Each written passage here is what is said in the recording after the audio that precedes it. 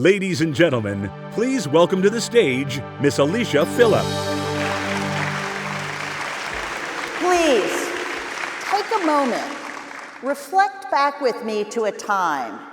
It's April of 1977, and Jimmy Carter is just finishing the first 100 days of his presidency.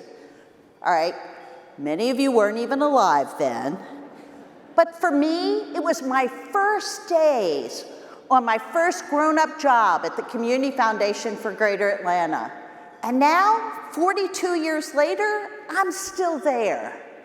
Back then, I was a starry-eyed college graduate who had so many doors open for me by virtue of the position I had, and because I had an amazing mentor, Dan Sweat, that many of you may have known. He was the first executive director of the Atlanta Regional Commission.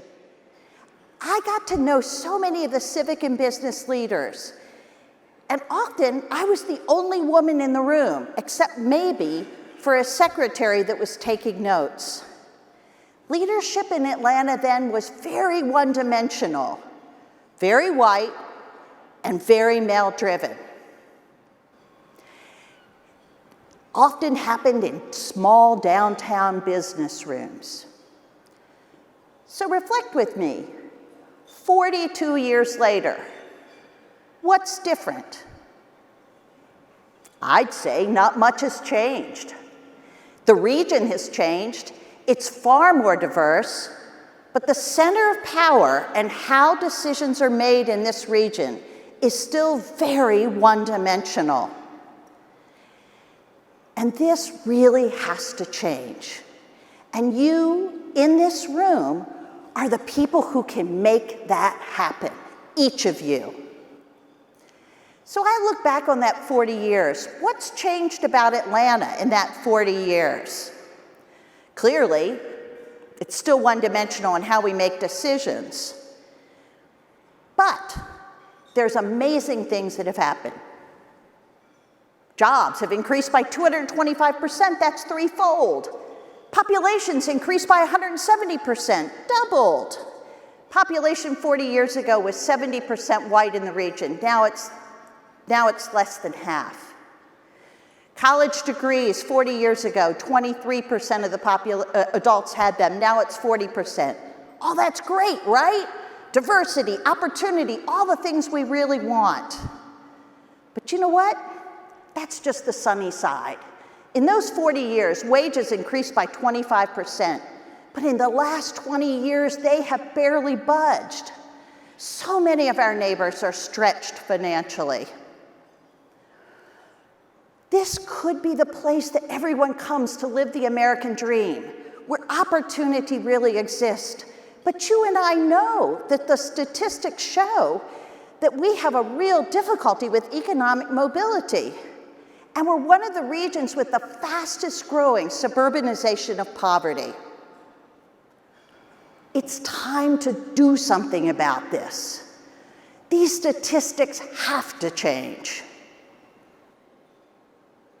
And the other issue that we often don't want to talk about because we love to say we're the city too busy to hate, but race is at the center of all of our challenges. We are far more divided than we are united around race. And it's really, we have got to come to grips with this. We are not one-dimensional or monolithic. We really have to see things differently. And to do this, we have to change the way we make decisions. Decisions have got to be different going forward in the future. We have to be inclusive. Decisions can't be made just inside the perimeter or outside the perimeter. Decisions have to be made that are forward-thinking, that move us forward.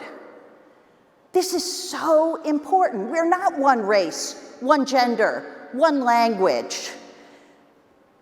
We need to encompass all of us. So how do we do this? How do we become more inclusive? One of the things I think we need to do is to let go of the nostalgic vision that we have that there's an Atlanta way, that somehow we're different, and that decisions are made without regard to race and gender.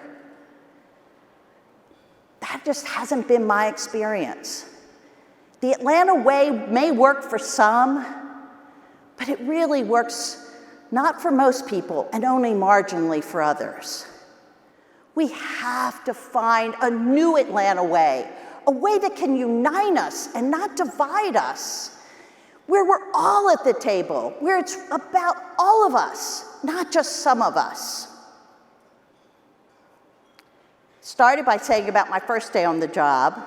I'm looking at my last day now. In 2020, the board of the Community Foundation will choose a successor. So I'll no longer be in those rooms where decisions are made. But that's okay. It's time for the next generation to take over. It's time for a new, naive Alicia type to be there at the tables with all of you as we create what we can become. We say we're the city too busy to hate, but that's a low bar aspiration. The opposite of hate is not love, it's indifference. And there's far too much indifference in this region. We don't hate our neighbors who are poorer than us. We don't hate our neighbors who don't look like us, or love like us, or pray like us. But we are indifferent to their pain, to their opportunities, and their well-being. So my charge to you is, we need to reject indifference and make a difference in this region, because we all are better than that. Thank you.